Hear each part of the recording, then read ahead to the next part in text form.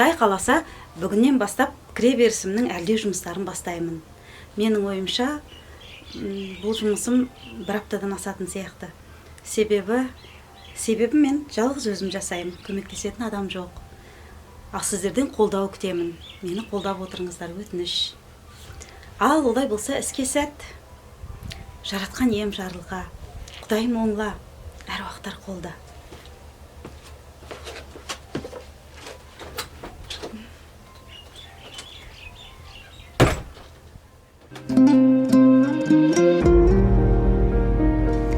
Бірінші қабырғаларға грунтовка жағып шықтым.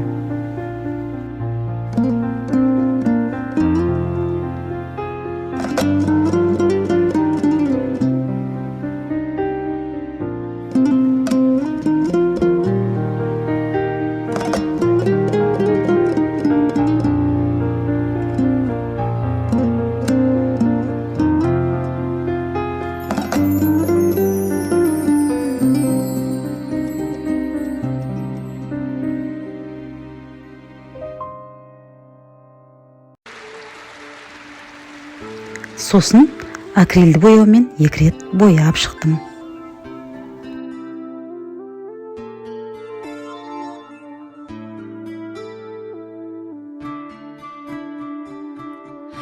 Тіршілікке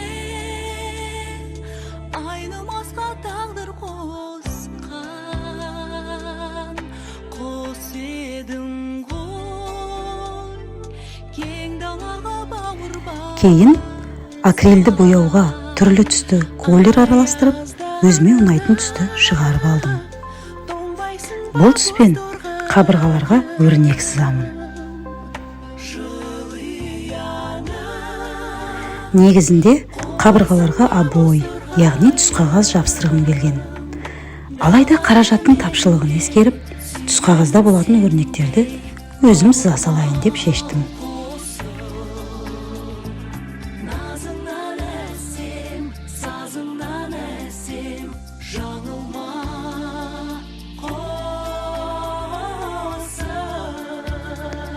Бұндай ерекше өрнектерді Pinterest'ten қарап шабыттандым. Айнымасқа тағдыр қосқан, қос едің ғой, кең далаға бауыр басқан. Аяздарда тоңбайсың ба бос торғайым,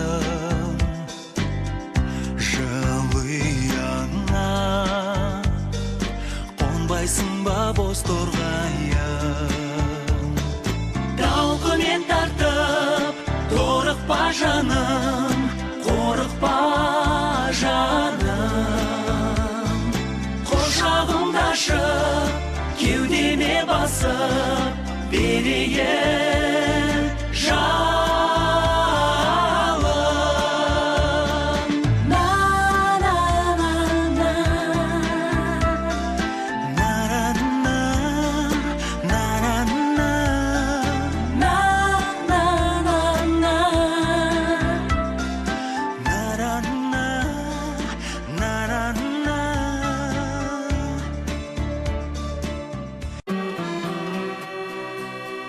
Балалы менде сүйемін сендей бауырмал қосып.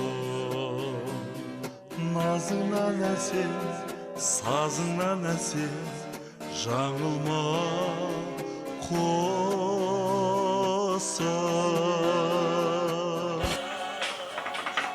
Аяздарда тоңбайсың ба боз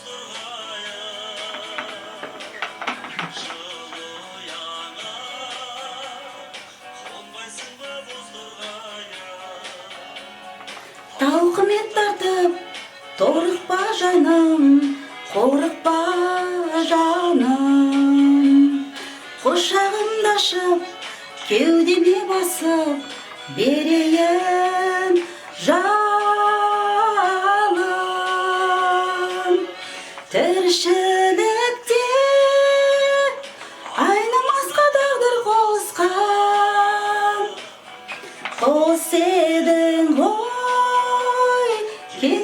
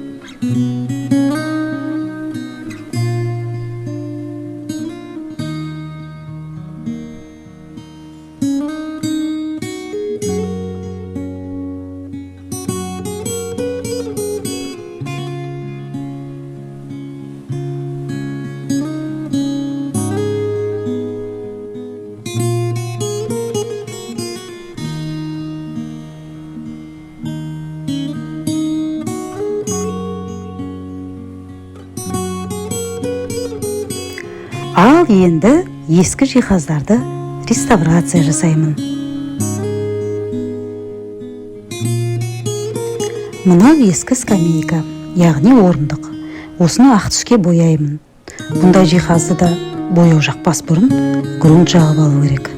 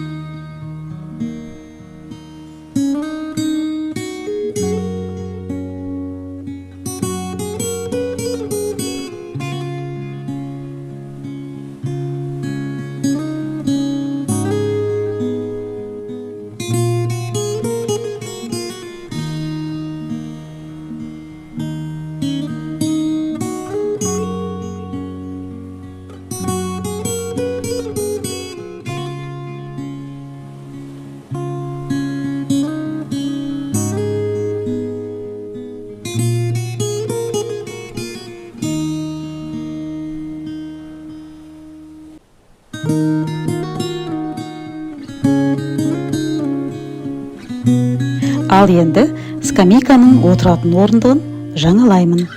Жаңа вельвет матамен қаптаймын. Ескісі жыртылып кеткен болатын.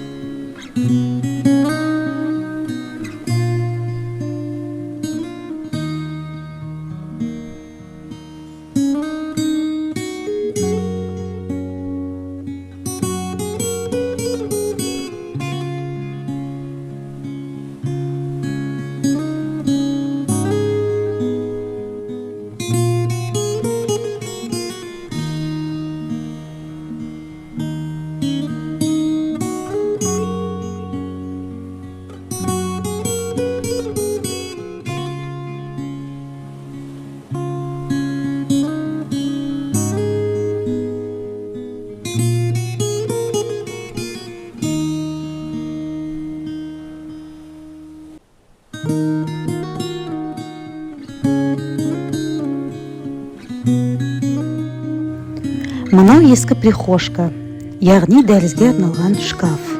Бұны да бояп реставрация жасаймын.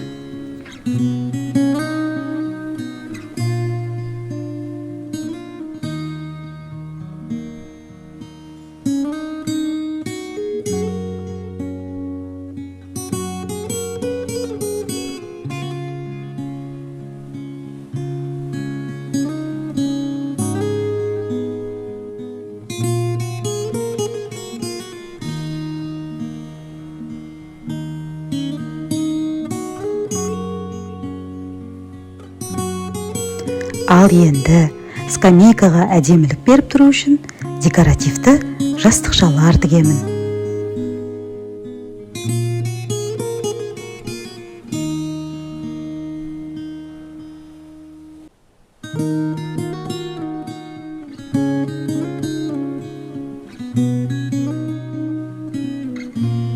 Мынау жастықшалардың бақырамалары, яғни шашақтары. Бәрі де сән үшін.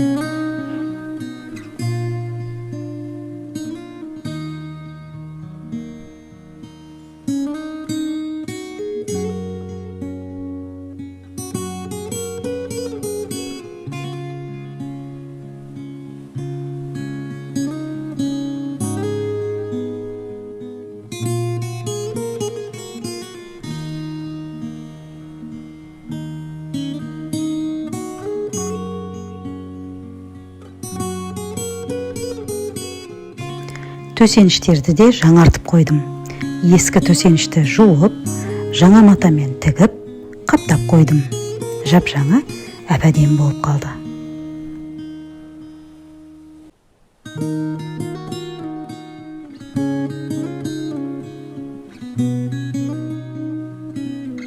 Мынандай құмыралар сатушы еді ғой кезінде, сыйлықтар дүкендерінде. Естеріңізде ме?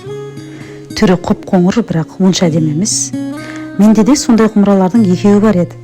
Соларды да қазір реставрациялап бояймын.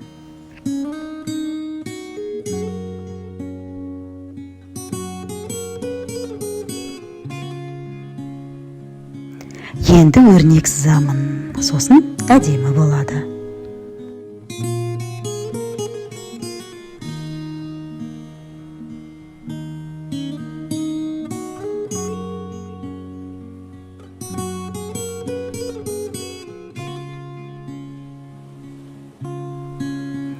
Ал мынау рамкалар. Рамкаларды бұзып, кенеп жасап жатырмын. Кенеп әбден кепкеннен кейін оған әдемілеп сурет саламын. Бұндай кенеп жасау үшін кәдімгі акрилді краска, сосын ПВА желімі және кішкене лак қосып араластырамын. Сонда кенеп жасайтын қоймалжың сұйық зат пайда болады. Осыны фанераның үстіне жағамын, оның үстіне табиғи матамен қаптаймын. Сонда әп-әдемі кенеп шығады. Сіздер де жасап көріңіздер. Осыны бірінші кенептің алдыңғы бетіне жағып аласыздар, сосын оны кептіру керек. Кемінде 1-2 сағат. Кешке таман жағып, түнімен кептіріп қойсаңыздар да болады. Мен солай істегем. Ертеңіне арт жағына жағасыздар. Сосын оны да 1-2 сағат күтіп, сосын барып сурет салуға дайын болады.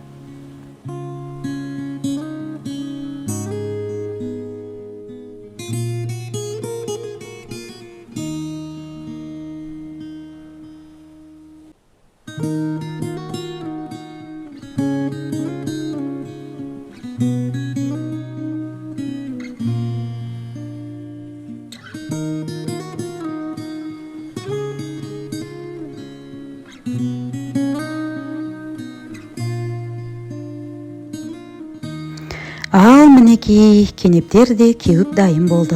Енді оған әдемілеп сурет саламын қазір.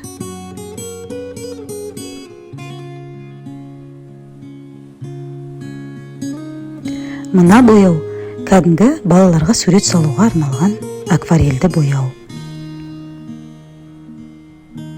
Бұл екі суреттің біреуін сол қалпында басқа суреттермен бірге қабырғаға сән үшін іліп қоямын.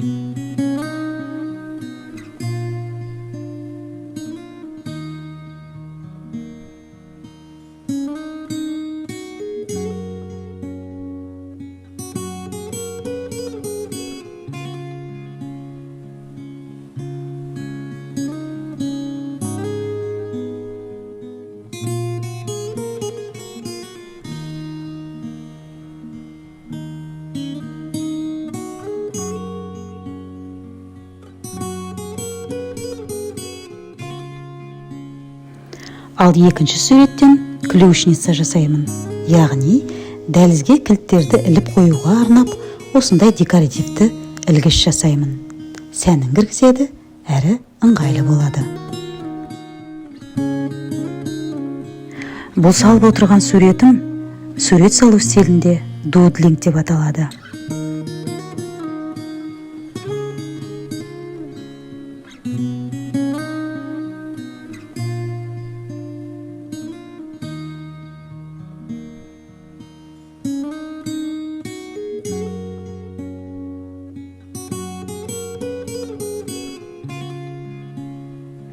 Суреттердің де әртүрлі стильдері бар ғой. Мысалға, портрет, пейзаж, натюрморт, абстракт, мандала, дудлинг сияқты.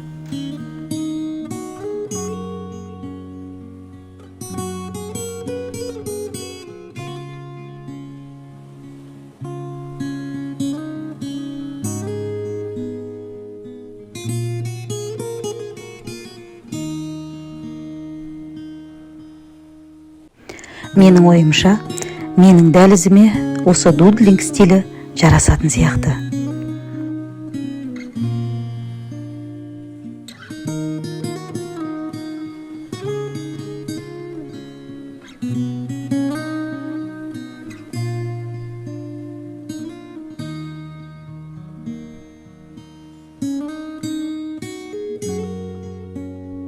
Ендігі кезекте тоғайға қамыс теруге барамын.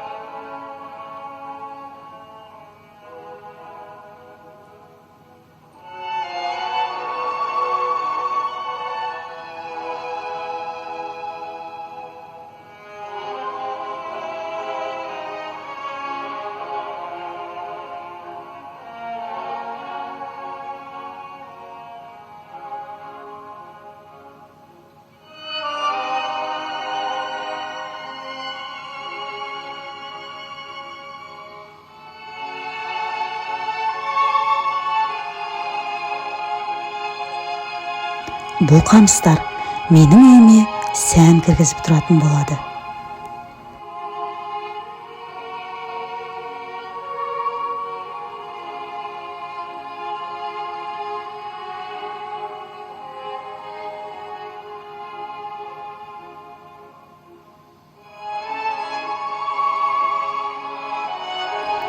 Өзім жасаған құмыраларға салып қоямын. Бұл да бір декоративті элемент болады.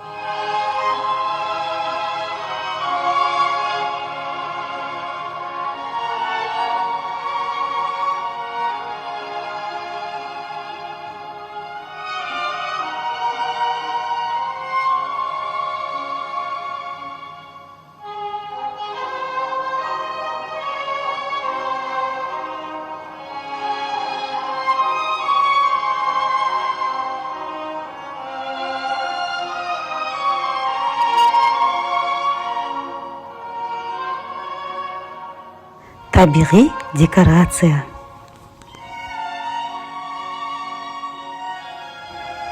Бір күні Алматыға қыдырып бардым. Ол жақта балаларымның біреуі жұмыс жасайды, екіншісі оқиды. Бір күні қызым екеуміз дүкен аралап қайтайық дедік. Бір үйге арналған дүкенге барсақ, ол жерде декоративті заттар сатады екен. Дәл осындай қамыстар сатылып тұр екен. Бағасы әжептәуір қымбат екен.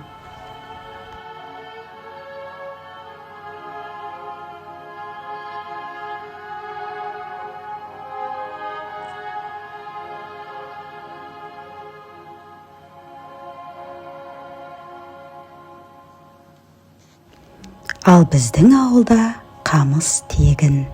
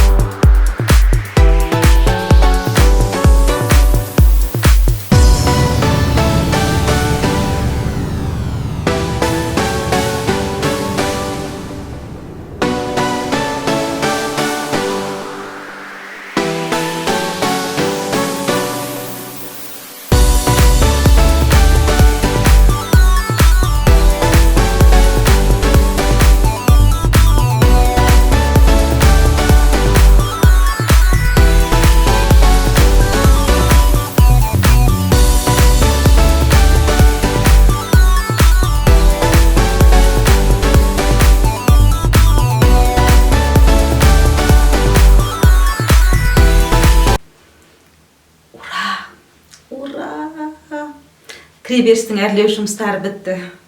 Шаршадым. Шаршаған кезде шай ішіп демалам, немесе билеп демалам. Қазір билеймін. Тек қана киімдерімді ауыстырып алайын, кішкене әдемі болып алайын, сосын билеп демаламын.